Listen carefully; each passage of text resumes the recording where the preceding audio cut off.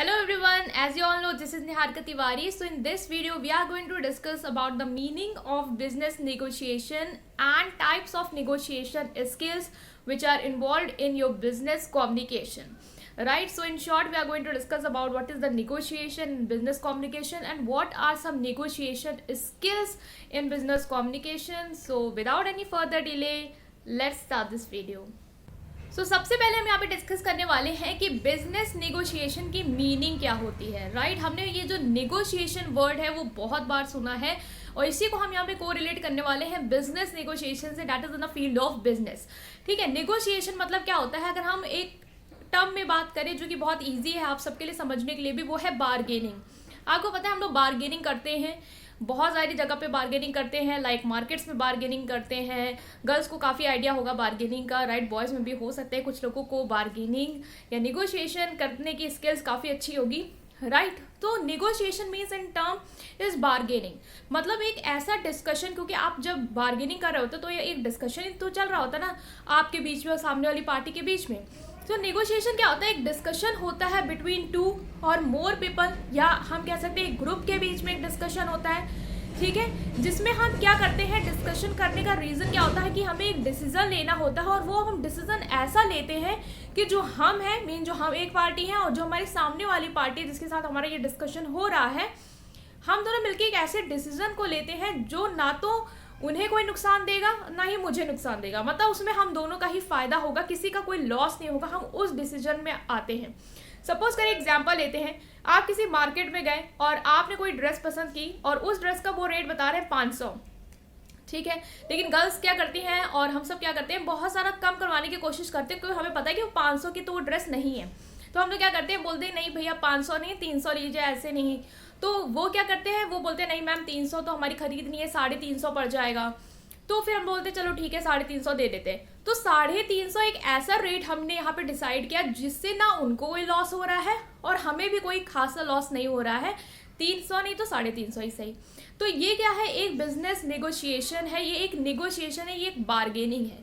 इसी तरीके से बिजनेस की फील्ड में भी बहुत सारे नेगोशिएशन होते हैं। लाइक अगर आप बिजनेस के टर्म में आ जाए, ब्रॉड टर्म में आ जाए, तो आपके पता है कि बिजनेस जब डीलिंग होती है तो बहुत सारे प्रोजेक्ट्स होते हैं, बहुत सारे आपके पास प्रपोजल होते हैं जो आपको सेलेक्ट करने होते हैं। तो वहाँ पे भी जो सामने वाली पार्टी है, आप है, तो आप लोग डिस्कशन करते हैं, एक रेट फिक्स करते हैं, या जो भी प्रपोजल है जिसके रिगार्डिंग आपको टर्म्स एंड कंडीशन फिक्स करानी है। मनी के टर्म में भी हो सकता है, टर्म्स एंड कंडीशन पॉलिसीज़ के टर्म में भी हो जाता है, जो आप ऐसे ही रखना चाहते हैं जिससे आपके कस्टमर को भी नुकसान ना हो ना उनको हो। तो वो क्या है, बिजनेस नेगोशिएशन है। तो आपको ये बिल्कुल क्लियर हो गया होगा कि नेगोशिएशन और बिजनेस नेगोशिएशन क्या होता है, दोनों सेम है, बस जब आप बिजनेस की फील्ड में यूज़ करेंगे इसी बार्गेनिंग स्किल को तो हो जाएगा बिजनेस नेगोशिएशन। राइट, अब हम यहाँ पे बात करने वाले हैं अपने नेक्स्ट टॉपिक की, जो कि इसमें आ जाएगा, वो है आपका negotiation skills which are involve in business communication. तो यहाँ पे हम डिस्कस करने वाले हैं कि नेगोशिएशन स्किल कौन कौन सी है आपके बिजनेस कम्युनिकेशन में, उसे हम देख लेते हैं। सो गाइस, नेगोशिएशन स्किल्स मतलब क्या, जब आप बार्गेनिंग कर रहे हैं, जब आप नेगोशिएशन कर रहे हैं, तो आप पे कौन कौन सी खूबियाँ हैं जो होनी चाहिए ताकि आप एक अच्छी बार्गेनिंग कर पाएँ, ताकि आप बहुत अच्छा नेगोशिएशन जो है वो कर पाएँ। राइट, सो सबसे पहले जो नेगोशिएशन स्किल हम बात करेंगे वो है आपकी इंटरपर्सनल स्किल। देखिए, दो टर्म होते हैं, एक होता है इंट्रापर्सनल और एक होता है इंटरपर्सनल। इंट्रापर्सनल बेसिकली रिलेटेड होता है सेल्फ से, मतलब जो हम खुद के बारे में कुछ मतलब कम्युनिकेट कर रहे हैं, खुद से कर रहे हैं, या आप ये समझिए इंट्रापर्सनल आपसे रिलेटेड और सेल्फ से रिलेटेड होता है। जो भी टॉपिक्स हैं इसमें वो सेल्फ से रिलेटेड होता है, सिर्फ खुद से। लेकिन जो इंटरपर्सनल होता है वो आपसे और आपके साथ जो एक पर्सन है जिससे आप कम्युनिकेट करें, वो दो पर्सन से रिलेटेड होता है। मीन्स खुद से ही नहीं होता सिर्फ, यहाँ पे आप और सेकंड पार्टी भी आ जाते हैं, दो या दो से लोगों के बीच में होता है। तो ये बेसिक टर्म था इंग्लिश का कि इंट्रा और इंटर, ताकि आप कंफ्यूज ना हो। यहाँ पे जो टॉपिक है वो है आपका इंटरपर्सनल स्किल। इंटरपर्सनल स्किल मतलब कि निगोशिएशन में आपके जो स्किल अच्छी होनी चाहिए वो है इंटरपर्सनल स्किल। मतलब आपके अंदर एक ऐसी क्वालिटी होनी चाहिए कि आप दूसरे जो आप जिससे कम्युनिकेट कर रहे हैं, जिसके सामने आपके जो पार्टी है जिससे आप निगोशिएट कर रहे हैं, उस तक आप अपनी बात को बहुत ही अच्छी तरीके से पहुंचा पाएँ, कम्युनिकेट कर पाएँ।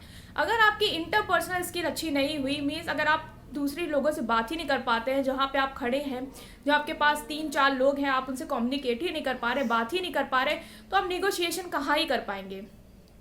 बहुत लोग बोलते हैं हमारी बार्गेनिंग स्किल अच्छी नहीं है। क्यों बार्गेनिंग स्किल नहीं अच्छी है? क्योंकि वो वहाँ पे अपनी फीलिंग जो है, जो थॉट्स हैं, जो उनके माइंड में आ रही है चीज़ कि नहीं भैया इसको इस रेट पे लीजिए क्योंकि ये रीज़न है, वो वहाँ पे रख ही नहीं पाते, वो वहाँ पे एक्सप्रेस ही नहीं कर पाते। और जब आप एक्सप्रेस नहीं कर पाएंगे, मीन्स जो आपकी इंटरपर्सनल स्किल अगर वही नहीं अच्छी होगी तो आप निगोशिएशन ही कहाँ कर पाएंगे।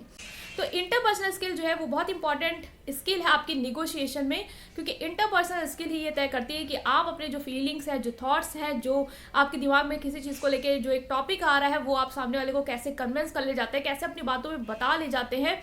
और अगर आप उसको बता ले जाएंगे तो आपका मतलब कि कम्युनिकेशन स्किल काफ़ी अच्छी हो, कम्युनिकेशन स्किल काफ़ी अच्छी है तो मतलब कि आप निगोशिएशन भी बहुत अच्छा कर पाएंगे।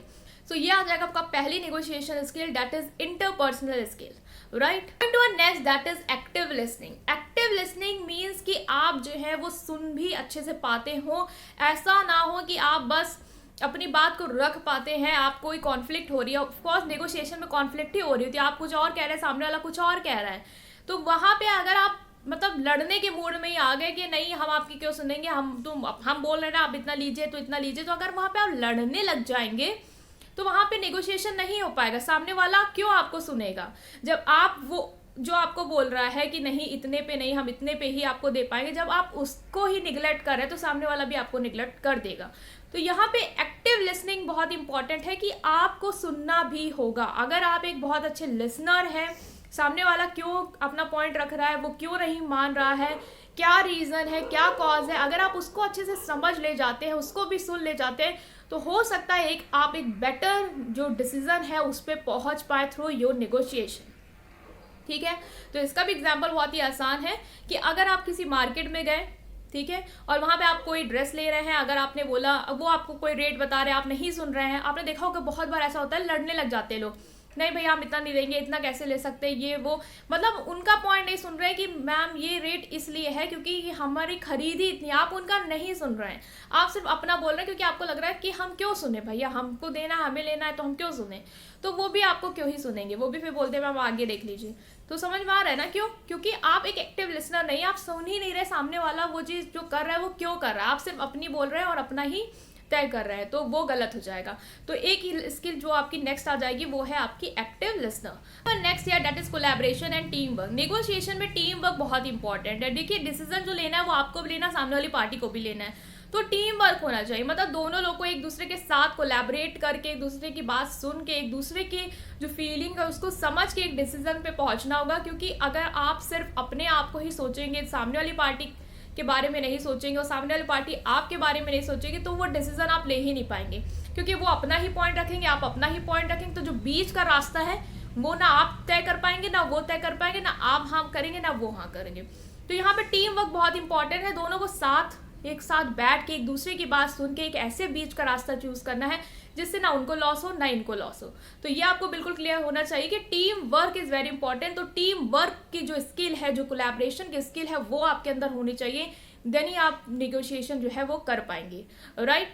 Moving to a next here that is empathy. Empathy होना चाहिए। एम्पैथी मीन्स क्या कि आप जो है वो दूसरों की फीलिंग्स को इस तरीके से समझे, इस तरीके से बांटे जैसे कि वो फीलिंग उनकी नहीं, वो आपकी ही है।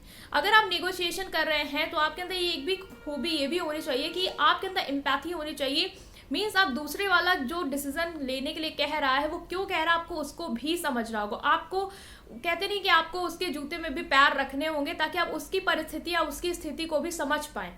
ठीक है, अगर कोई आप ड्रेस ले रहे हैं, यही एग्जांपल हम कंटिन्यू करेंगे, ले रहे हैं तो सामने वाला क्यों नहीं दे रहा आपको समझना होगा। अगर उसकी खरीदी नहीं है, उसको घाटा हो रहा है तो वो क्यों देगा, तो आपको ये भी समझना है कि नहीं यार इनकी नहीं है इतनी खरीद, तो हमको ये नहीं करना चाहिए, हम क्यों किसी किसी गरीब का नुकसान कराए। तो आपके अंदर वो एम्पैथी होनी चाहिए कि आप दूसरे की फीलिंग्स को अपनी फीलिंग्स की तरह समझ के आगे डिसीजन लें, तभी आप एक डिसीजन पे पहुंच भी पाएंगे। वरना अगर आप अपने ही आपको सुपीरियर समझ रहे हैं तो फिर वो कॉन्फ्लिक्ट ही होगा और वहाँ पे कोई डिसीजन जो है वो नहीं हो पाएगा। ठीक है, तो ये था आपका empathy. Moving to a next that is confidence. Confidence बहुत इंपॉर्टेंट है। कॉन्फिडेंस इन द सेंस कि नेगोशिएशन में अगर आपके अंदर कॉन्फिडेंस है अपनी बात को रखने का, तभी आप कर पाएंगे।